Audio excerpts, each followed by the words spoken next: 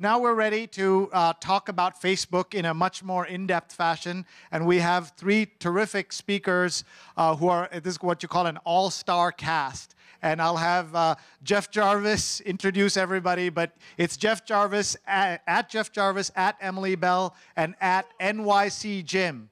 Please welcome them, everybody. Emily wanted the comfortable chairs, so I'm... There were three. Jesus, these things are heavy. So heavy, be careful. Oh, God. Pardon me. Full service moderator. Very good. So, See you. you took your Chromebook, not mine, right? Yeah, exactly. Where's mine? I don't know. There it is. It's under yours. If you missed it earlier, we're the only two people on Earth with Chromebook Pixels. So I'm delighted to have all of you here and delighted to have Shri here. And thank you, Shri, for bringing Social Media Weekend here. It's a gentle little competitive poke with my friend Emily Bell, since Columbia had Social Media Weekend. Emily and I are very friendly competitors in this world. And delighted to have Jim Roberts here, who I think is having more fun than any old newspaper guy I know of at Mashable. So true. And you have the Twitter handles, right? Yes. Okay, good. And you changed NYT Jim to NYC Jim? Yes, it was. I had to do something. I started on Twitter quite early and adopted my employer as part of my handle. And when I left the Times 2 years ago, I was like lurching around. What am I going to do? What am I going to do? And I was riding my bike one day, and it hit me that I changed one letter, one character, and I'm done. And you have an identity now. Anyway, yes. Just don't move to San Francisco now. Yeah.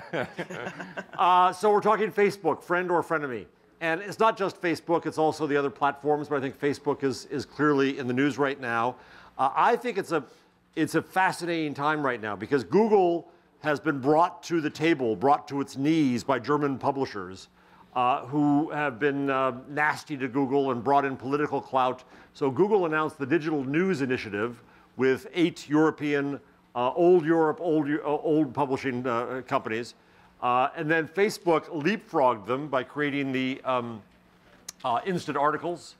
And then yesterday, Google was at the Global Editors Network announcing a few new trending things there. So we have these platforms now not quite tripping over each other, but trying to make friends in our world of publishing. And I think there's an opportunity there. But there are also dangers lurking.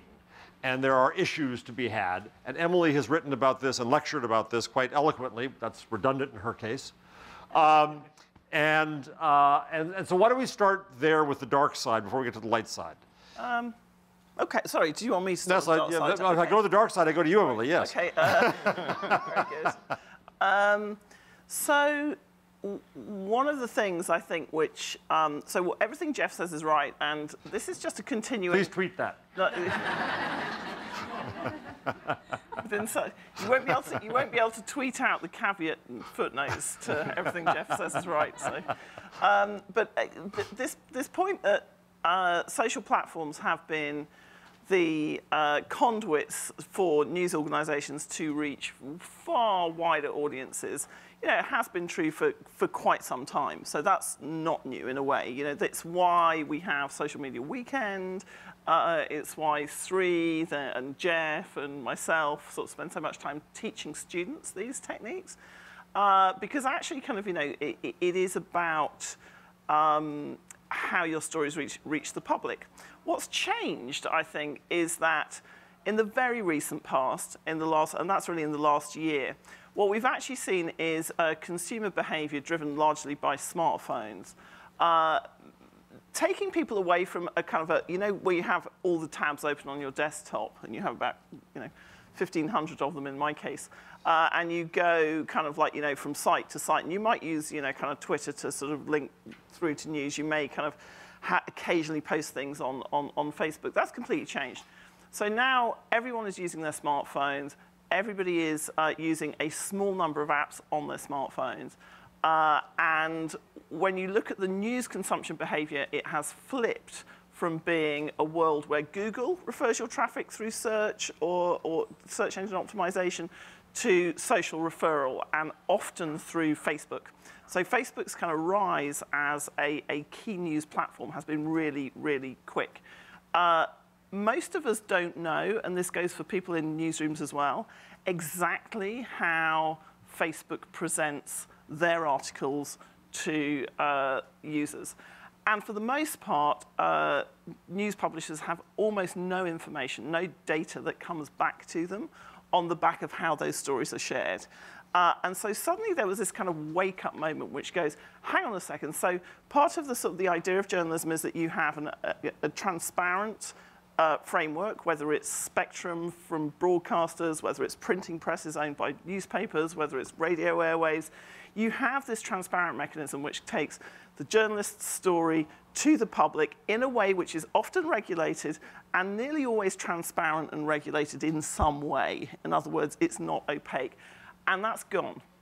And now kind of our news goes through a series of black boxes, and it is sorted and represented to a huge number of people, 1.2 billion active users on Facebook, in ways that we just don't know. How is Facebook prioritizing those posts? How are they reaching people? It's, you know, this is a business problem for news organizations, as well as an opportunity to reach those big numbers.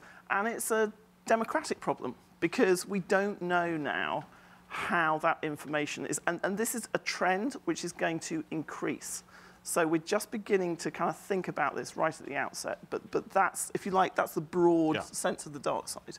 Jim, we heard your colleague Jeff this morning in the other room talk about all the ways that Mashable goes to the reader on all these platforms.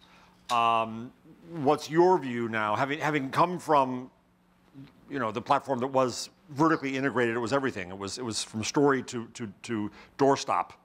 It was a you department store. Yes. Yes. Now you're in this world where you're distributing in all these kinds of ways in which you don't have control. What's your view of? Well, it is our business. I mean, for one thing, I mean, that's how we reach our audience. And the more platforms there are, the more potential audience there is for us to reach. You know, I think it is a fact of life for many publishers that, you know, direct traffic, if it existed before, is a thing of the past. There will always be direct traffic to CNN.com. What a great URL to have, right? Boom, you can type that fast. There will always be direct traffic to the New York Times or NewYorkTimes.com. I think there's, you know, the vast number of publishers know that just doesn't work. That you're right. People do not sit there. I do, but most people do not sit there with, you know, an array of tabs, jumping from website to website, or even, you know, poking around at a bunch of apps on their smartphone. So our business really is built on the notion that, you know, we send our content out and we want to get in front of the eyeballs of people, no matter where they are. You know, there is this saying, I didn't invent it, you fish where the fish are. And so that's how we, you know, that's how we've built our business. There are definitely pitfalls. I can get into many of them. I mean, one thing I would just echo on Emily's point, it's very frustrating for a publisher in the world of Facebook. There's so little you don't know. There's so little that Facebook doesn't tell you. You are left to so much trial and error. And it's, you know, as a publisher, it is the most inefficient method of distribution because, you know, you're guessing, you're trying to interpret where is the algorithm today, what's working and what's not. And, you know, we have part of our staff, a significant portion of our staff is really trying to, on a daily basis, hourly basis, really try to plot that out, to really try to understand how Facebook is doing what it's doing. But it can be really haphazard and very frustrating to try to get a handle on it. So in December, before Instant Articles, Facebook released 4 new products for publishers, having talked to some publishers, including CNN and BuzzFeed and the New York Times and somebody else, what they wanted. One was interest targeting, where Facebook will use what Facebook knows about a user's interests to target a publisher's content better to that user and get more traffic.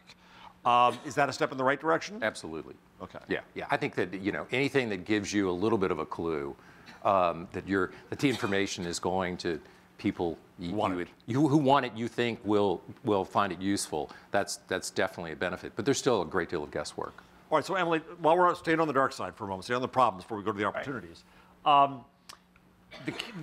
where I'll agree with you in terms of most in terms of the concern is that Facebook isn't just a distributor. Facebook becomes an editor, right?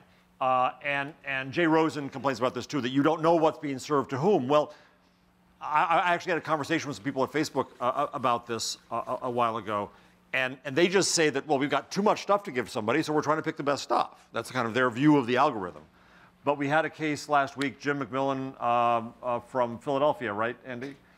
Took a picture in Boston of a woman who'd been killed by one of those silly duck amphibious things. I shouldn't say silly in that context. But, and he said he put it up on Instagram and said it was taken down. Facebook says they don't have a record of it being taken down. So, you know, who knows what the case is. But Facebook has standards, it would say, right? It's been, you know, no naked breasts, no dead bodies, those kinds of things. But Ferguson wouldn't have risen to the attention of the world had there not been a picture of a dead body on Twitter. What's the journalistic principle we have to discuss with Facebook around this? Well, I don't think there's one. I think there are many.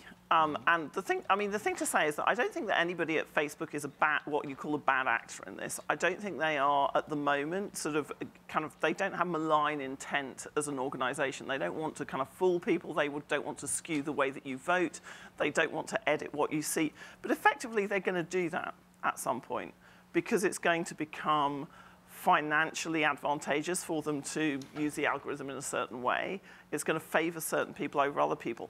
And within Facebook, that will happen even though they perhaps haven't set out to intend it to happen. So when we talk about like what is the journalistic principle, I think it's an educative process. And like Jeff, I mean, there are very few of us in this realm who have not spent a significant amount of time talking to people at Facebook just very recently. It's trying to get to understand what is meant by editing. So every time you change the algorithm, you edit something. And every time you do that, you introduce what we call an editorial value. They wouldn't call it that because they're engineers, and they would say, we want this to be as efficient as possible. We want people to see what they want to see. Well, giving people things that they want to see based on their social graph is an editorial decision. It says, those are the important things for people to see, as opposed to stuff that they haven't seen, which we think is important for other reasons. And every single person who's in a newsroom completely recognizes that discussion. Very few people who work in the product departments of social platforms have any experience of that discussion or what it brings with it. So Jeff's example of the dead body is a great one. I use an example in lectures that I've given of the guy called Geordie Meir, who was an engineer who filmed the gunman during the Charlie Hebdo shootings, and they filmed him he filmed them killing the policeman on the pavement. And he posted it on his own Facebook page. And then he started to think, because he said, that's what I do. I post stuff. When I see something, I knew it was significant. I didn't know what I was looking at. I just put it up there. And then I suddenly thought, you know, maybe that's not such a good idea. Took it down within 10 minutes. Within an hour, it was all over national and international news because, of course, somebody had taken it from there and reposted it on YouTube, had shared it, you know, news organizations had picked it up. And there was nobody protects Geordie Meir in that case. Nobody says, nobody respects the policemen's or the policemen's families. Sort of, nobody makes those editorial stats because you haven't built the systems with those latencies or contingencies. Well, except in your example, though, Emily, just for a minute, his problem was not with Facebook. His problem was our colleagues in news media. Well, his problem was that he wanted to retrieve and delete something, and the system that kind of Facebook had put in place made it impossible for him to control his IP to delete and retrieve. It just isn't built for that. It's built for sharing. And there are situations in which sharing can be incredibly dangerous. Like, if you take the examples of the journalists in the Gujarat in the last sort of couple of weeks, where there has been somebody burnt alive, somebody kind of like dragged through the streets, tied to a scooter, in a way they epitomize the heart of this problem, which is, on the one hand, they are incredibly grateful to be able to publish on Facebook. They have a free press that they can use at zero cost. On the other hand, when people are in danger, in mortal danger, there's nothing really within the system at the moment that has been thought about. Okay, so let's make that the first principle. People. That's the first principle is, and then this was also an issue with anonymous accounts in Egypt. and so on. So the first principle is one of protection. Well, it's, for sources, in essence. So the first principle is that sharing is not always good. There are many facets to sharing, and when you're sharing editorial, it can have negative effects, which you have to have at least a kind of a strategy for. And they have a strategy called terms of use at the moment, right? Yes. But there are layers of editorial decision-making, which are how do you protect the journalist, how do you protect the source? And when I say journalist, I don't mean a professional journalist. I mean somebody doing journalism.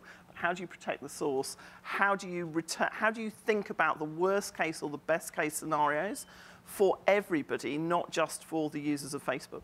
All right, so let me play, bear with me for a second here. You've already been bearing with me, I know. I had a conversation with somebody on the other coast, and when they say, we're trying to talk about algorithms with media people, and they get all upset about algorithms. Why are they getting so upset? And so I said, well, a few things. One is that we think it's a black box that takes away our editorial authority, right? And it's something mysterious that we don't understand, and it's making decisions that we don't know. But I said, one way to deal with this with us in journalism is that Facebook's argument is that we could present 2,000 things to a user in a day. We can't present all 2,000 things, so we have something to select what they're probably going to be most pleased with. That's what they do.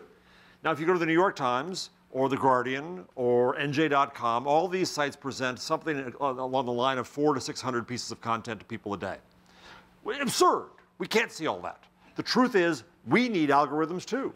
We need to be able to give people not a fully personalized experience, but a more relevant experience. Take away 20% of the noise and add 20% of the relevance. I don't read the New York Times sports. I do read New York Times media. It doesn't know that about me and act on that. So all I'm just arguing is we would need algorithms too. Yeah, we do, but that's not the point. The point really is not that selection doesn't need to take place. Of course it does, and that selection can be mechanical as well, but it is a transparency and accountability. And so you're kind of given the sort of proposition by Silicon Valley, we are here to make the world better. We are here to make information flow more easily. We are here to empower more people. That's fine. But there are negatives, and there are things which, with progress, you would hope would become better rather than worse. And one of them is, who is accountable for the information we're seeing? Jonathan Zittrain wrote up he had a really great article in The Atlantic where he said, this kind of experiment that Cornell did with sentiment analysis on Facebook to see which sort of posts made people feel a bit happier. Now, of course, they do this all the time. This is the secret sauce of how you get advertisers to advertise on a platform like Facebook. It's called marketing. And they used it in an academic study, which was very kind of transparent. But when people suddenly saw, oh, hang on a second, so by presenting these things, they can make me feel slightly better or change my mood, people completely freaked out. And what Jonathan Zittrain said in his article is like, imagine, though, if they were using that to vote. Well, actually, they have done. And it came up with, an example of where, a certain type of candidate's post or a certain type of message might be, screened out by Facebook or may just end up being promoted by the algorithm for some random reason. There's no accountability. It's not about, whittling down or editing. It's about us knowing what those systems are. We don't even have to interrogate the whole algorithm. But the issue with transparency in algorithms, I'll give you one second, Jim. The issue with transparency in algorithms is that they'll be gamed. That someone is going to game them. So Jim, let's imagine Facebook comes to you. You're a trustworthy journalist, and they say, okay, we will give you transparency to some extent. What is that discussion like? What do you say as a journalist you need to know to serve your public and their public better? What are the limits of that? What are the principles that they might need so that you could have that kind of transparency into the structure so that you could indeed, because I think the principle has to be that we're doing this to serve people better, not to give them what they don't want, to give them what we either think that they do want or they do need. That's a journalist view. Right. What is that conversation like with Facebook? Well, that's a fantastic question because, and we haven't had to have it, right? Yeah. They haven't given us that kind of information. But as a publisher, we are constantly using data. Every shred of data is valuable to us in knowing our audience and knowing not just what to deliver, but how to deliver it, how to structure an article, or whether a piece of video is more valuable than a handful of words, or collection of vines or those sorts of things. So some of it is, just are we creating the right kind of content? Are we doing everything that we think, or are we as effective as we think we are in creating the content that reach people? I think most responsible people in this business will not take that information and say, okay, all right, well, I'm not going to cover the budgetary news out of Washington, and I will cover more celebrity news. I mean, I think they recognize if they want to go in that direction, they don't need algorithms to tell them that. But I do think that, again, if it's a matter of maximizing and being most efficient with your time, and again, I'm a publisher, I don't have, the building down there has got, what, 1,100 journalists attached to it? I have fewer than 100. So I have to be very careful with the time that they use, the time that they spend, where they put their effort. So I think for me, it's really, as much as anything, are we doing the right things? Are we doing the right things to reach that audience? And are we being really efficient with the effort that we're expending? What's the data that you would most love to have from Facebook? It's funny. I would say, I would love to try to figure out why articles that I had expected to perform better were not performing as well as they were. It's a weird thing to say. I would love to learn more, if I could, about less about what is working, what isn't, maybe, but if I could go a level deeper and learn what isn't working and why. And so you're in essence asking the same thing. You're asking for transparency into the algorithm and how things get presented and don't get presented. Yeah, but I'm asking from a different position Yes. of Jim. So Jim is asking because he has a business to run and journalists that he needs, as he says, to direct their time efficiently. Nobody can in news these days can afford not to. I'm asking more from a kind of citizen point of view than a consumer point of view. So we're talking about what's good for the consumers of Facebook, what's good for Mashable's advertisers or Jim's journalists. But there is just a broader point here, which is, we've never had these kind of global systems of information before. This is new. This is like 15 years old maximum. And even then, when you think about the reach and the scale, it's really only been at a point for the last 5 years where you could say this is completely new in terms of scale and reach and influence. And it's happened so quickly that we haven't had that kind of 50 years of debating, should you have competition between local newspapers and affiliate television stations? Should you allocate spectrum in this way or that way? Who should have access? We're just getting around to net neutrality, right? So we're kind of like, we now go, net neutrality is a great idea. Okay, but what about when the mobile web is basically, an access, is access to the Facebook publishing tools the new net neutrality? Is it going to be the thing that everyone has to have kind of, transparency about access to it and how it advantages or disadvantages? One of the things I would want to know if I was Jim is, do my articles load slower on Facebook than everybody else who is a publishing partner? If I'm not in that charmed circle, are people just not going to see my stuff because I haven't signed an agreement? That's one thing I would be desperate to know. Well, I'm trying to go for principles here. I'm trying to go for the long run of this whole conversation, what a productive conversation with Facebook and Google could be like. And I think the thing that you just said, the point of an informed democracy, is at some point we think the public trusts editors to tell the public what they should know. There's a should there. Business models aren't built on should. Journalism and democracy is built on should. So the question is, would Facebook come to the point where they would kind of give you a certain license to say, okay, yes, Jim, you're a trusted journalist and a trusted editor, and we'll give you some allocation of attention that you can use wisely and well. It's a scarcity, but you can use it wisely and well to say, I don't care whether you've ever said you care about shootings in the South at a church. I'm telling you, you care about this. And if it's not coming up in your attention sphere, please give me the chance to tell the public about this. Do you think that's a formula that could work? I think I'm not sure it's a formula they would ever agree to. It would be really, I guess maybe they would. It's very interesting, I think, that just in the last few weeks, we're seeing all these signs where all of a sudden Silicon Valley is interested in a little editorial content, a little editorial curation, if you will. whether it's oversight, involvement. I mean, we read about Twitter, Lightning yesterday. Yep. Okay, that's Apple hiring editors. Apple's got editors now.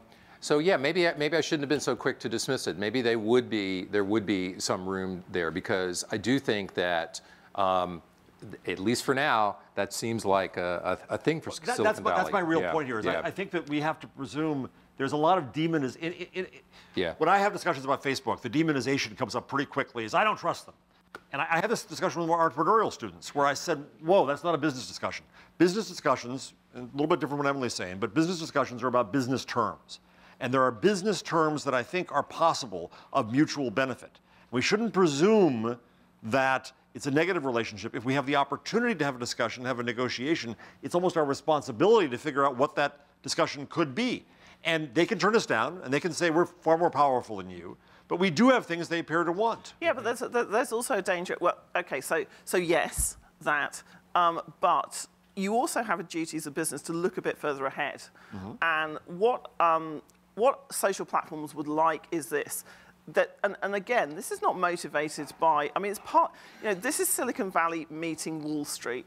Those two kind of systems are fairly devoid of what we would call sort of editorial values. In other words, doing something. I thought you were going to say morals. Well, you say morals. Your words, not mine.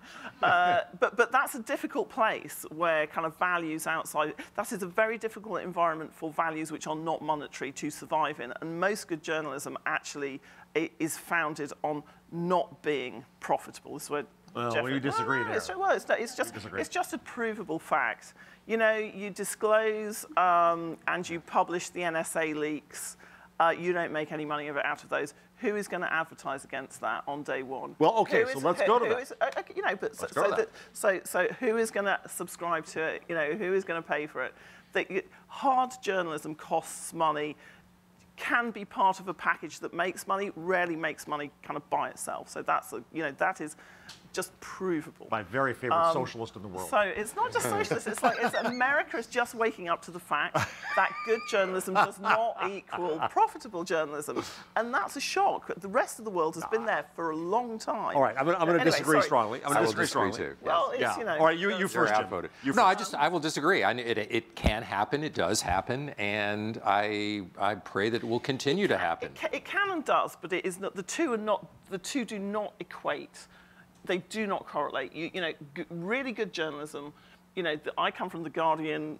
We are a trust-based organisation. Well, and we can all, you can laugh about that. No, I don't laugh. I'm saying that sincerely. I love The Guardian. I adore The Guardian. Yeah, I work with The Guardian. People roll their eyes and goes, well, there isn't a business model. Okay, well, it's broken 3 or 4 of the biggest stories in the world against existing power structures where commercial organisations kind of pulled their punches. So that's one thing.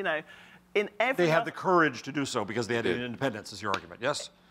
And also because you don't have shareholders, you don't have, kind of restraint on that kind of resource. It is a different type. ProPublica, everybody laughed and said it's not going to work whenever it was set up. It's actually, I think, had a really significant impact on how American journalism is done. Sorry, we're getting off the point here. We're not. So the meeting of these two cultures is, there is going to be friction. Let me go to the business model. There is going to be friction because we want more money from advertising, right? The advertising model is kind of broken for organizations that want to reach audiences, of a medium size with their journalism. Well, you have to have a really big audience. Let's talk about that. And Facebook is the way to do that. So what Facebook is saying to journalism organizations is, we can definitely get more money back to you than you are currently getting at the moment. We can definitely do that. We know that. We know that for a fact because your targeting is horrible. Your scale doesn't work. That's our business. Look at what we're doing. They own 67% of display advertising. Is effectively kind of comes through Facebook. You have to believe them. They will benefit your business model. Let's talk about this. So we want that. We want their money. Let's talk about this. The problem is that we took our old business model of reach and frequency, of volume, of mass. Hell, mass media, it's ours. We invented it, right? We took the mass model over into the online world. And that's what's broken. What Facebook does well, what Google does well, is they are a personal services company. They know people as individuals. But they serve you. But they they're serve mass you. companies as well. So They have scale. Well, but they're personal. Let me get to my point. Let me get to my point. So they serve with relevance. The way they do that is they know you as an individual or a community, not as a mass, faceless and all the same. That's a skill they have that we do not have. They have interest data about people that we don't have because we don't bother to know people as individuals. That's what allows them to serve content to people better than we do. That's what allows them to serve advertising at higher value. Okay, yes, but actually underlying that, take it a step back. Why they can do this and why we can't is because they're engineering companies. Because they see the world differently. They're engineering companies, which mean that they have a profound understanding about how network technologies and protocols are going to develop. Actually, they understand people better. Those are the things. They understand people better than we do. Have you ever actually? Oh, I mean, no, you have been into sort of. I would say I've been in rooms of large numbers of engineers, both from Facebook and from Google. To say that they understand people better, I don't think is necessarily the case.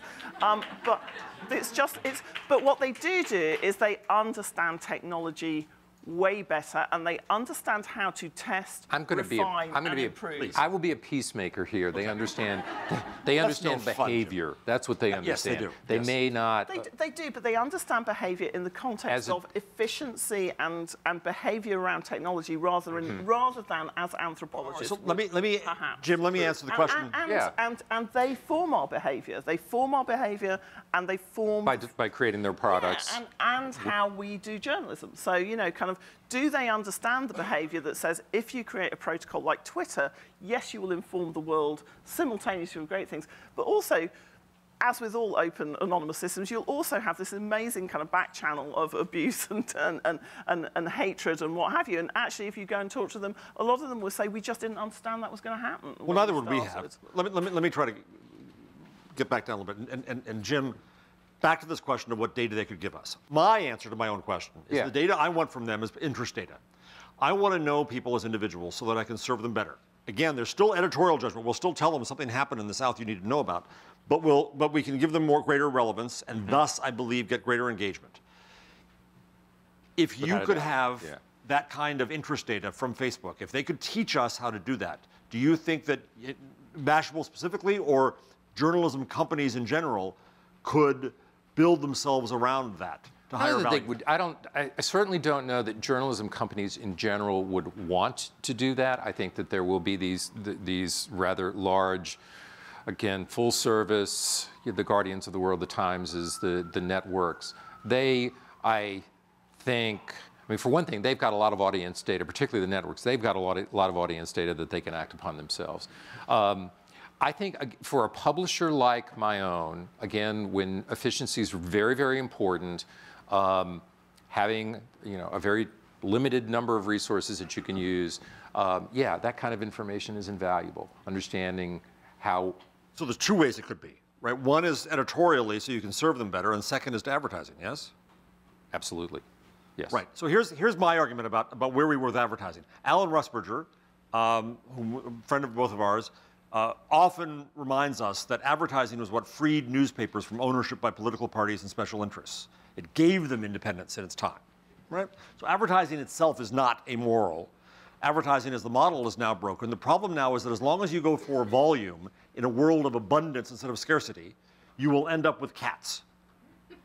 Because going for more and more volume at lower and lower prices means you do more cheap things to get more people. But Jeff, on your stance of give people, kind of like provide a service and something they want, they really want cats. That's not all they want, though. That's not all they want. But no. Listen, if you're looking for advertising these days, cats is not enough.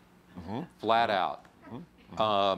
I don't talk to advertisers myself, but I work with people who do, and cats are not enough. Quality? Quality. Advertisers want to be associated with quality material.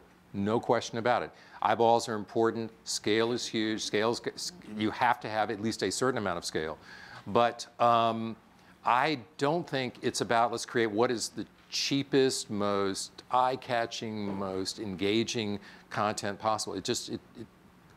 Advertisers are not going to flock to you that way. And doesn't Facebook know that too? Isn't that why there's this dalliance going on? Chris Cox, the head of product at Facebook, is saying he cares about news. They built instant articles I suspect there's some political angle in there of let's make nice to publishers, but I think it's sincere. I think they really see the value of quality content in a quality experience at Facebook.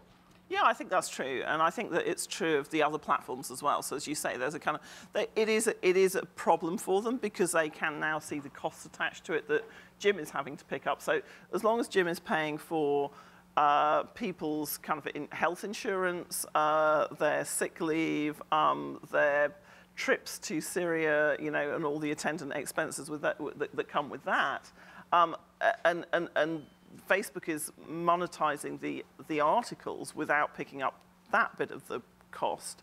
They're very happy. That works. That really works to be able to monetize the article, but not actually to have to invest in the journalism. When you listen to Twitter and Facebook and Google all say, we would never hire and run journalists, I think, well, that's very smart because actually that's a really expensive, difficult. Do you want them to? I think that would be channel conflict of the extreme. I think that I think that if you want a robust journalism ecosystem which runs on commercial lines, at some point you are going to have to see. You know, they are going to have to build out verticals in news because otherwise, you know, there isn't going to be any money. I think that, you know, either you go into a world of cross-subsidy or you accept that this kind of singularity between news and the distribution platforms is actually going to go further. You know, this is the beginning, not the end. You know, when you see sort of what Mark Zuckerberg's strategy for Facebook is, and the strategy for Google and everywhere else, it is to create. It's to kind of take everything from the open web and sort of re-intermediate it around like one or two really, you know, enormous companies.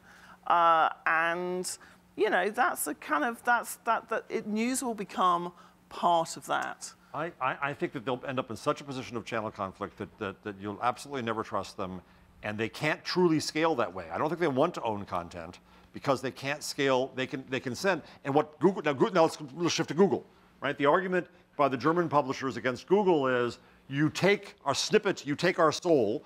But instead, Google says, we send you audience. But hang on a second, they do own content. Every time you put something on Facebook, they own it. You know, they do own content. They just don't pay for the creation of it. And that's a wise decision.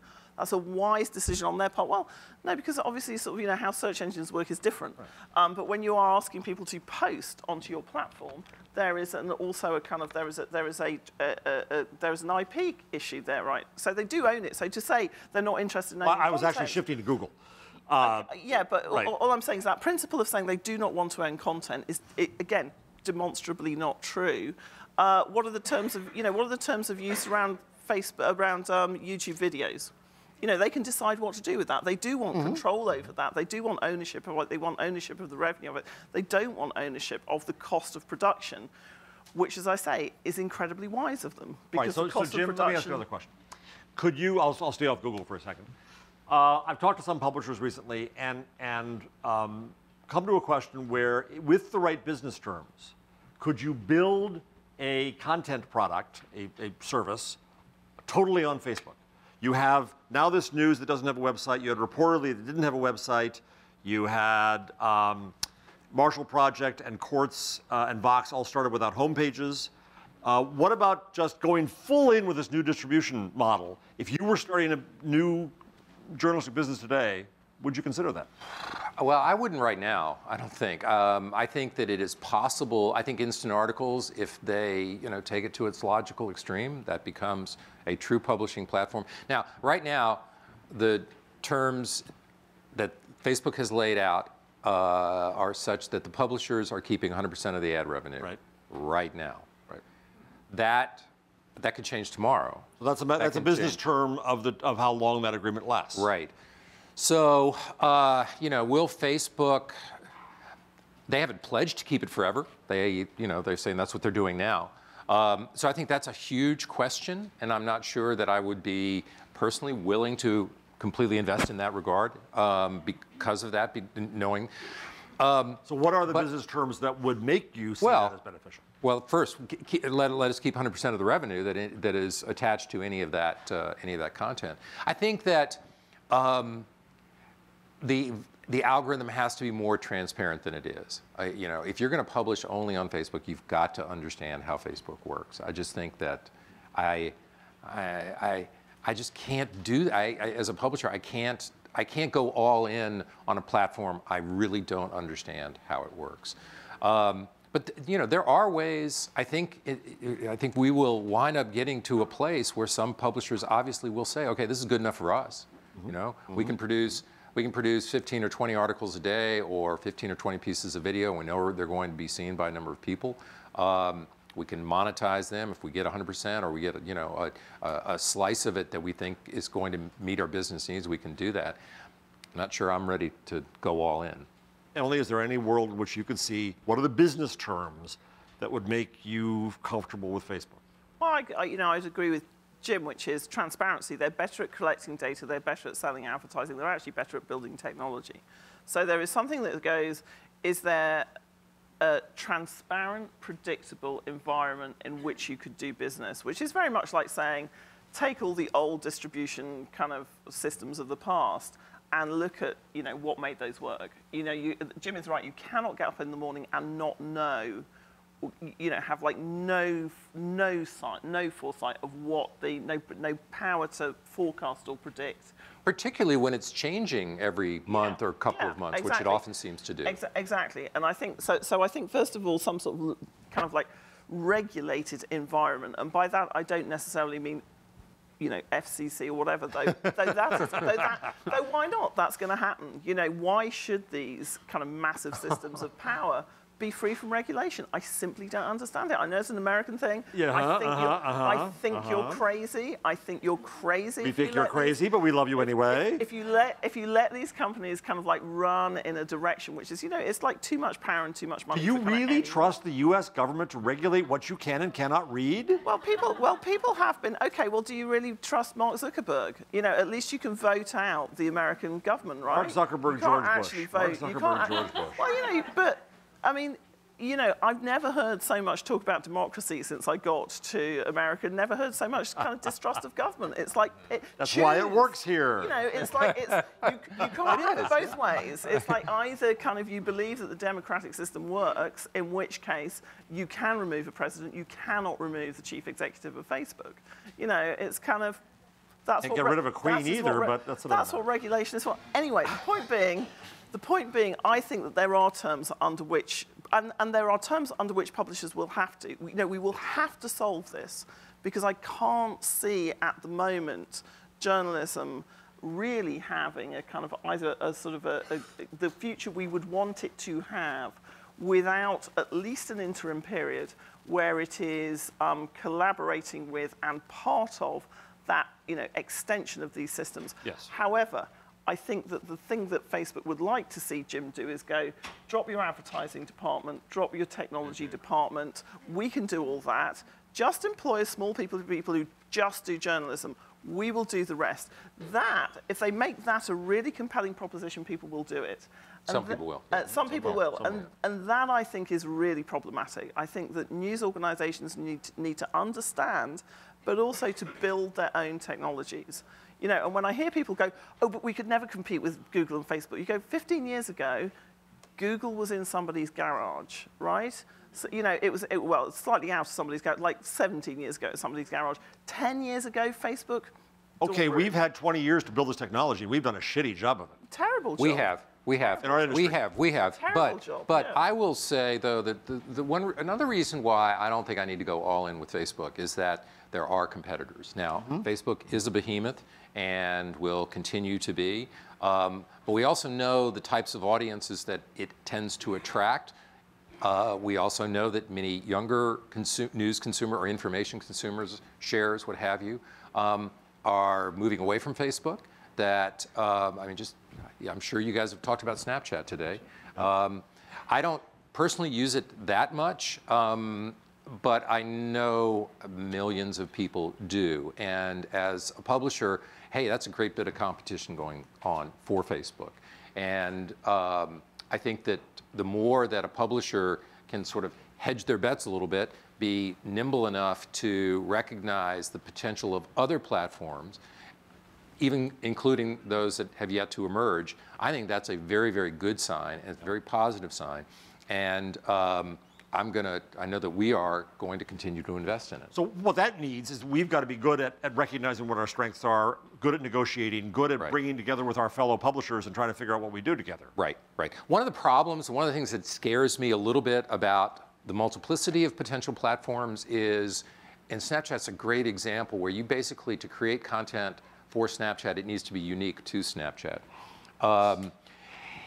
Doesn't translate what you create for your own site or for another platform doesn't automatically translate to that platform. And it does scare me that in the future, if I'm having to create a very specific media type for every discrete platform, that's a lot of work. You're doing that now. Well, we are in a way, yes, we are. But it's manageable at this moment. That's where the excitement, about BuzzFeed really comes from. So, forget about kind of like the logos and the cats and everything. The reason that BuzzFeed is so successful and the reason that everybody is looking to copy it is not really about the actual journalism itself. It's about the fact that they're the first company, first of all, run by somebody who understands both sides of the equation.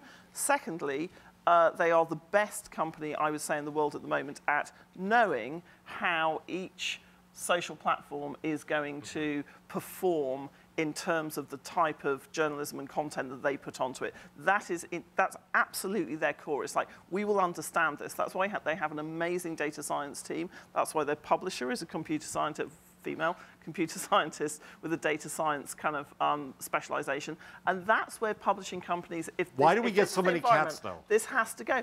Because, kind of my kids that spend a lot of their time on social media, etc., and they share pictures of cats. And we don't get that many You're blaming your kids. Throw them under the bus, yeah. Questions, arguments, anything? Anyone? Yes, okay.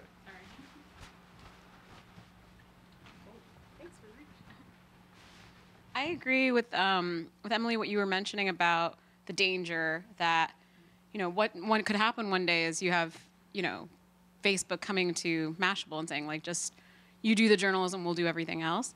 Is it equally as threatening to have the opposite happen, which is what my concern is that maybe Facebook just hires, like, 6 journalists, and they're like, we're in this organization, and we're just going to, we'll do the journalism nugget, and you do everything else. Because that could, that's terrifying. So that's a really interesting question, which is, why are you terrified by that? If they hire great journalists and do good journalism, exactly, I don't know. It's because we feel like we don't trust those systems. Listen, if Twitter and Facebook and Google started to hire their own journalists, pay the medical bills, pay the insurance, pay for someone to go and report in really difficult regions of the world, good. Actually, I would really welcome that. I think find out what that side of the business is really like. I wouldn't be scared about it. I wouldn't think it was a terrible thing. I think it's a terrible thing that you have companies who have enormous power and influence who are not really understood outside their own sort of boundaries and not really regulated. And I'm complete with people like Susan Crawford on this that go, at some point this becomes a kind of utility service, and you have to start to they should. I'd be happy if they started to pay for journalists. Great.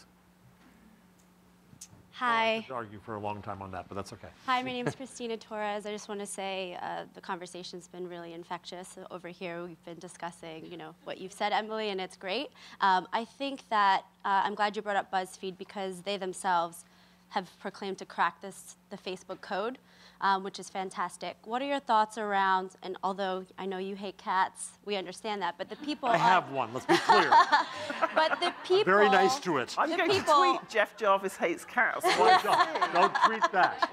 The people, and I should say millennials on that platform, their community is insane.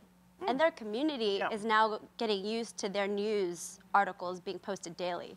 So BuzzFeed is doing something right. We can all agree with that. What are your thoughts if publishers like Mashable, publishers like CBS, New York Times, went to a company such as BuzzFeed and used that type of technology or built their own in-house technology? Do you foresee that happening if Facebook really does push all publishers to the edge? There can't be a publishing company who isn't thinking about that right now. There just can't be. And if there is, then you should sack your chief executive and your strategy department. Seriously, because this is going to dominate the kind of issues around publishing for the foreseeable future, and that means like kind of 5 years, really. Are you doing that, where we Jim? are at the moment. Well, what we do is we have a we've built our own tool, our own algorithm that really attempts to tell us. You know, it's another another way of understanding data, another way of understanding how people use content and view content. So we've built our own tool that helps us understand topics that are performing well, hopefully before they start performing well. We try to get to topics that we think people not only are interested in, but will be interested in. And so a significant part of our technology budget is spent doing that. It's not spent publishing, it's not spent refining those tools, it's spent trying to understand how audiences in general share and... Excuse me? We're hiring editors. Oh, we're yeah. hiring engineers and editors. Yeah. Oh yes. Exactly. Oh yes. Yeah. How about I got one more? Okay.